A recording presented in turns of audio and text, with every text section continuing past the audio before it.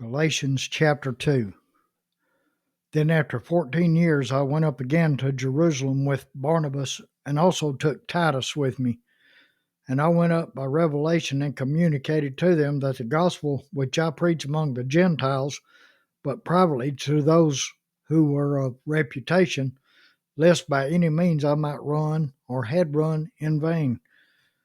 Yet not even Titus, who was with me, being a Greek, was compelled to be circumcised. And this occurred because of false brethren secretly brought in, who came in by stealth to spy out our liberty which we have in Christ Jesus, that they might bring us into bondage, to whom we did not yield submission even for an hour, that the truth of the gospel might continue with you. But from those who seemed to be something, whatever they were, it makes no difference to me. God knows personal favoritism. God shows no personal favoritism to no man, for those who seemed to be something added nothing to me. But on the contrary, when they saw the gospel for the uncircumcised had been committed to me, as the gospel for the circumcised was to Peter. For he who worked effectively in Peter for the apostleship to the circumcised also worked effectively in me toward the Gentiles. And when James, Cephas, and John, who seemed to be pillars, perceived the grace that had been given to me, they gave me Barnabas, the right hand of fellowship, that we should go to the Gentiles, and they to the circumcised. They desired only that we should remember the poor, the very thing which I also was eager to do.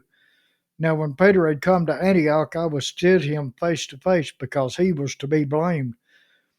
For before certain men came from James, he would eat with the Gentiles, but when they came, he withdrew and separated himself, fearing those who were of the circumcision.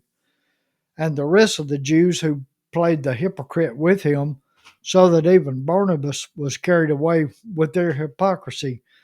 But when I saw that they were not straightforward about the truth of the gospel, I said to Peter before them all, if you, being a Jew, live in the matter of Gentiles and not as Jews, why do you compel Gentiles to live as Jews? We who are Jews by nature and not sinners of the Gentiles, knowing that a man is not justified by works of the law, but by faith in Christ Jesus.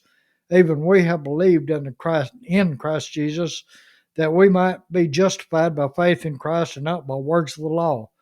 For by the works of the law no flesh shall be justified. But if, while we seek to be justified in Christ, we ourselves also are found sinners, is Christ therefore a minister of sin? Certainly not. For if I build again those things which I destroyed, I make myself a transgressor. For I through the law died to the law, that I might live to God. I have been crucified with Christ. It is no longer I who live, but Christ lives in me. And the life which I now live in the flesh, I live by faith in the Son of God, who loved me and gave himself for me. I do not set aside the grace of God, for if righteousness come through the law, then Christ died in vain.